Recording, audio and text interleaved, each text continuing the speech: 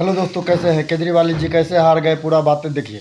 ना भाषण सुनाना चाहते हैं जिसमें उन्होंने कहा था कि आम आदमी पार्टी को दिल्ली में हराने के लिए प्रधानमंत्री मोदी को दूसरा जन्म लेना पड़ेगा। इनका मकसद ये है कि किसी भी तरह से आम आदमी पार्टी के टॉप के नेतृत्व को गिरफ्तार करके आम आदमी पार्टी को और सरकार को भीतर भीतर कर दिया जाए। इस तरह से नरेंद्र मोदी जी दिल्ली के अंदर अपनी सरकार बनाना चाहते हैं। उनको पता है चुनाव में नहीं हरा सकते। उनको पता है। मैं उनको कहना चाहता हूं केजरीवाल को चाहे जेल में डाल दो, जेल से भी जीत जाएगी आम आदमी पार्टी की सरकार। मैं नरेंद्र मोदी जी को कहना चाहता हूं, मोदी जी इस जन्म में तो आप हमको नहीं हरा सकते दिल्ली के अंदर आम आदमी पार्टी को। आपको दूसरा जन्म लेना पड़ेगा, इस जन्म में तो नहीं हरा सकते आप आम आदमी पार्टी को। तो केजरीवाल का अभिमान आप देखिए कि इस जन्म में तो मोदी मुझे नहीं हरा सकते। आम आदमी पार्टी को हराने के लिए प्रधानमंत्री मोदी को दूसरा जन्म लेना पड़ेगा। तो दिल्ली के इन ऐतिहासिक नतीजों में आज 5 बड़े सबक छिपे हुए हैं। पहला सबक तो यही है जो अभी आपने देखा कि सत्ता में रहते हुए कभी भी अहंकार नहीं करना चाहिए। असल में आम आदमी पार्टी को और अरविंद केजरीवाल को पिछले इतने वर्षों तक सत्ता में रहने के बाद ये अहंकार हो गया था कि दिल्ली में उन्हें कोई हरा नहीं सकता। उन्हें ऐसा लगता था कि उन्होंने जो कह दिया दिल्ली की जनता उसे मान लेगी, और ये अहंकार इस बार उन्हें काफ़ी महंगा पड़ा। तो पहली बात तो यही है, और ये हर नेता के लिए सीख है, हर नेता के लिए एक सबक है कि सत्ता में चाहे 5 साल रहो, 10 साल रहो, 15 साल रहो, 20 साल रहो, लेकिन अहंकार मत करो। जनता को कम करके मत आंको, और कभी ये मत सोचो कि वो जीते जी हार नहीं सकते। जनता मिनटों में धूल चटा देती है। दूसरा, सत्ता की चमक सरकार के काम से होनी चाहिए, ना कि विज्ञापनों से। ये एक बहुत बड़ी सीख है हर नेता के लिए, और आम जीवन में भी आपके लिए एक लाइफ लेसन है। वर्ष 2013 से पहले दिल्ली में शीला दीक्षित की सरकार ने 5 वर्षों में अपने विज्ञापनों पर सिर्फ 76 करोड़ रुपए खर्च किए थे, लेकिन आम आदमी पार्टी की सरकार ने पिछले 5 वर्षों में ही 1139 करोड़ रुपए विज्ञापनों पर खर्च कर दिए। केजरीवाल ने विज्ञापनों की इस चमक को असली मान लिया, लेकिन दिल्ली के लोगों ने आज उनकी यह गलतफहमी दूर कर दी। आपने देखा होगा पिछले कई वर्षों में अरविंद केजरीवाल की तस्वीर लगभग हर रोज देश के राष्ट्रीय अखबारों में आती थी। फुल पेज ऐड दिए जाते थे, बड़ी बड़ी होर्डिंग्स लगाई जाती थी, न्यूज चैनल पर विज्ञापन आते थे। जहां देखो वहां सिर्फ आपको आम आदमी पार्टी के विज्ञापन, उनके होर्डिंग्स और अरविंद केजरीवाल का चेहरा दिखाई देगा। लेकिन आज के नतीजों से यह पता चलता है कि कोई भी पार्टी सिर्फ विज्ञापनों की वजह से चुनाव नहीं जीत सकती। आप चाहे कितना भी पैसा खर्च कर लीजिए, मीडिया पर कितना भी पैसा लगा लीजिए, एक ना एक दिन ये पैसा आपके काम नहीं आएगा, और चुनाव जीतने के लिए विज्ञापन के साथ साथ काम भी करना पड़ता है। तीसरी सीख ये है कि जनता को मुफ्त की रेवड़ियां तब तक अच्छी लगती हैं जब उन्हें इसके साथ विकास और एक साफ सुथरी सरकार भी मिले। जनता बहुत डिमांडिंग हो चुकी है। जनता चाहती है कि मुफ्त की रेवड़ियां तो मिले ही, बिजली पानी का बिल ना देना पड़े, मुफ्त बस यात्रा भी होनी चाहिए, बाकी सुविधाएं भी होनी चाहिए। लेकिन इसका मतलब ये नहीं है कि आप राज्य में या शहर में और कोई काम ही नहीं करेंगे। आप विकास का और कोई काम करना बंद कर देंगे और सिर्फ जनता को ये कहेंगे कि ये सब चीजें मुफ्त ले लो, बाकी किसी काम की उम्मीद मत करो। चौथी सीख ये कि जनता को कभी भी कम करके नहीं आंकना चाहिए। जनता बहुत बुद्धिमान है, जनता बहुत समझदार है। केजरीवाल ने यह मान लिया था कि आम जनता को न तो प्रदूषण की कोई समझ है, न भ्रष्टाचार की कोई समझ है, और न ही विकास की समझ है।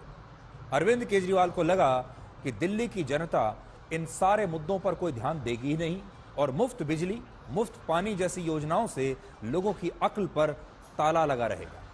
लेकिन ऐसा हुआ नहीं, और जनता ने केजरीवाल को गलत साबित कर दिया। केजरीवाल ने सोचा यह था कि जनता के हाथ में पैसा आ जाएगा, मुफ्त की योजनाएं आ जाएंगी और दिमाग पर ताला लग जाएगा, लेकिन दिल्ली की जनता ने आज उस ताले को अनलॉक कर दिया और ताले को तोड़कर बाहर फेंक दिया।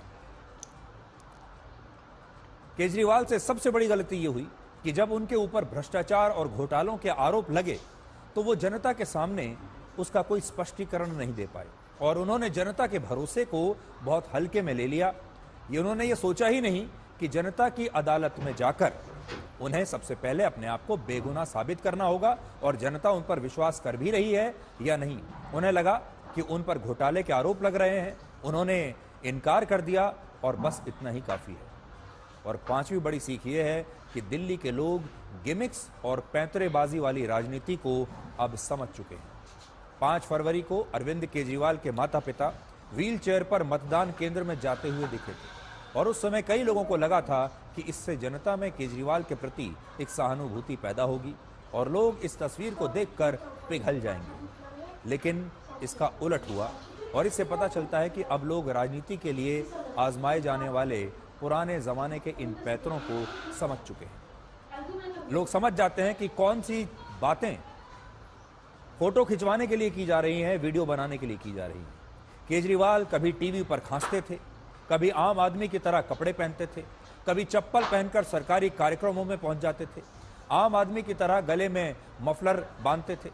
लेकिन दिल्ली की जनता पर ये पैंतरे इस बार नहीं चले। और सबसे बड़ी बात जो हम लगातार आपको ये कह रहे हैं कि दिल्ली की जो जनता है, जो 1.5 करोड़ वोटर्स हैं दिल्ली के, ये असल में पूरे नए भारत का एक बहुत शानदार सैंपल साइज है। और दिल्ली की जनता ने जो फैसला सुनाया है वो ये बताता है कि जनता आंख बंद करके सब कुछ बहुत दिनों तक बर्दाश्त नहीं कर सकती और जनता को जब लगता है कि अब काफी हो गया तो फिर जनता अपना फैसला सुना देती है और जनता लाल बटन दबा देती है। क्या आप जानते हैं कि दिल्ली में आम आदमी पार्टी और बीजेपी के बीच हार और जीत में कितने वोटों का अंतर रहा है? ये भी जरा जान लीजिए, आप हैरान रह जाएंगे। आम आदमी पार्टी सिर्फ 1,90,000 वोटों के अंतर से बीजेपी से इन चुनावों में हार गई। देखिए, अगर आप इस टैली को देखेंगे जो नीचे चल रही है इस समय स्क्रीन के, तो सीटों की संख्या में तो बहुत बड़ा अंतर दिखाई देता है। कहां बीजेपी 48 पर और आम आदमी पार्टी 22 पर, बहुत बड़ा अंतर आपको दिखाई दे रहा है। लेकिन जब आप वोटों को देखेंगे तो वोटों में इतना बड़ा अंतर नहीं है जितना बड़ा अंतर सीटों में है। आम आदमी पार्टी को इस पूरे चुनाव में 41,33,000 वोट मिले और बीजेपी को 43,23,000 वोट मिले हैं। दोनों के वोटों की संख्या आप देख लीजिए। और अगर ये 1,90,000 वोट आम आदमी पार्टी को मिल जाते तो वो दिल्ली में लगातार चौथी बार सरकार बना सकती थी। सिर्फ 1,90,000 वोटों की बात थी, या समझ लीजिए सिर्फ 2 लाख वोटों की बात थी। बड़ी बात यह है कि आम आदमी पार्टी इतने कम वोटों से तब हारी जब दिल्ली में 61 लाख लोगों ने इस बार वोट ही नहीं डाला, यानी कम वोटिंग होने से आम आदमी पार्टी को नुकसान हुआ। दूसरा, पहली बार ऐसा हुआ है जब केजरीवाल को हराने में बीजेपी की सबसे ज्यादा मदद कांग्रेस ने ही की है। तो आपने कांग्रेस और बीजेपी को हमेशा एक दूसरे का सबसे बड़ा प्रतिद्वंदी बनते हुए देखा होगा, लेकिन इस बार ऐसा लगा जैसे कांग्रेस और बीजेपी मिलकर काम कर रहे हों। कांग्रेस और बीजेपी का यह जॉइंट वेंचर जैसा दिखाई देता है और यह जॉइंट वेंचर था केजरीवाल के खिलाफ, और दोनों की यह कोशिश थी कि केजरीवाल लगातार चौथी बार सरकार ना बना पाए। चाहते हुए या ना चाहते हुए कांग्रेस ने बीजेपी की मदद की है और यह एक ऐसा रीजन था, सामने एक ऐसा दुश्मन था जिसने बीजेपी और कांग्रेस को एक कर दिया। दोनों ही मन यह चाहते थे कि केजरीवाल की वापसी नहीं होनी चाहिए। बीजेपी को 48 सीटों पर जीत मिली है, जिनमें 15 सीटें ऐसी हैं जिस पर उसकी जीत का अंतर कांग्रेस को मिले वोटों से कम है। अगर कांग्रेस के ये वोट आम आदमी पार्टी के उम्मीदवारों को मिल जाते, मतलब कांग्रेस ने ये वोट ना काटे होते, तो बीजेपी 48 सीटों की जगह 33 सीटों पर सिमट जाती।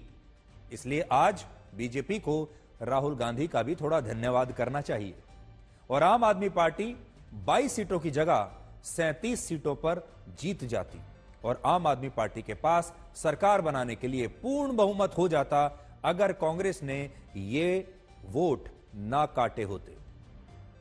लेकिन कांग्रेस के सहयोग से बीजेपी ने दिल्ली की सत्ता से केजरीवाल को इस बार बड़ी आसानी से हरा दिया। आप यह भी कह सकते हैं कि आम आदमी पार्टी ही नहीं बल्कि अरविंद केजरीवाल और मनीष सिसोदिया को हराने में भी कांग्रेस का ही हाथ है।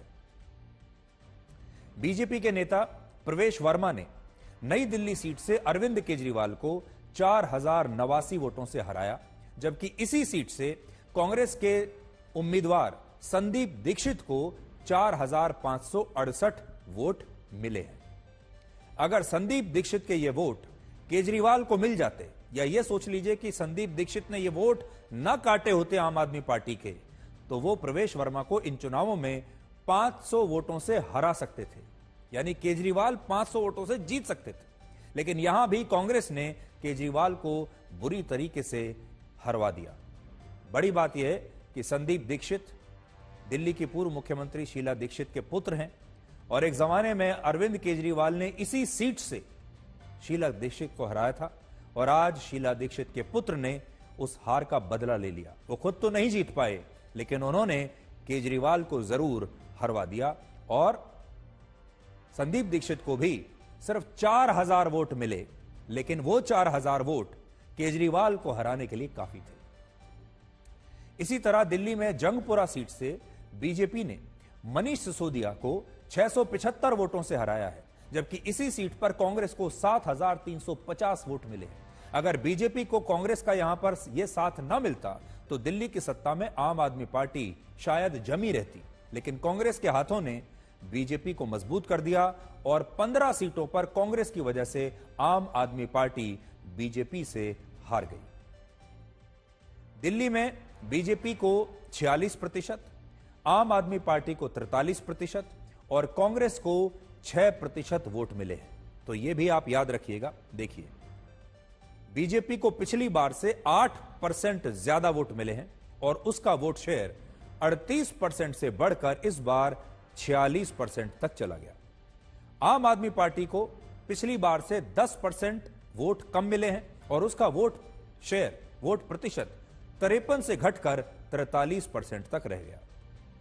और कांग्रेस को 2% ज्यादा वोट मिले हैं पिछली बार के मुकाबले और उसका वोट शेयर 4% से बढ़कर 6% तक चला गया। इसका मतलब यह है कि आम आदमी पार्टी के जो 10% वोट कट गए, उनमें से 8% वोट तो बीजेपी ने ले लिए और 2% वोट कांग्रेस में चले गए। और इस तरह सबसे ज्यादा वोट हासिल करके बीजेपी 8 से 48 सीटों पर आ गई और आम आदमी पार्टी 62 से सीधे 22 सीटों पर आकर गिर गई। आम आदमी पार्टी राजनीति का एक ऐसा स्टार्टअप है जिसने निवेशकों को सपने तो बहुत बड़े बड़े दिखाए, अपनी छवि चमकाने के लिए खूब विज्ञापन भी दिए, लोगों से वादे भी बहुत बड़े बड़े किए, लेकिन बाद में यह स्टार्टअप दिवालिया घोषित हो गया। और आज एक बहुत बड़ा सवाल यह है कि अरविंद केजरीवाल का इस चुनाव के नतीजे के बाद क्या होगा। वो खुद चुनाव हार गए, उनकी पार्टी चुनाव हार गई और यह कोई छोटा मोटा चुनाव नहीं है। यह आम आदमी पार्टी का जो सबसे बड़ा गढ़ था, जहां से आम आदमी पार्टी की उत्पत्ति हुई थी, उनके सबसे बड़े गढ़ में आम आदमी पार्टी हारी है और अरविंद केजरीवाल खुद चुनाव हार गए हैं।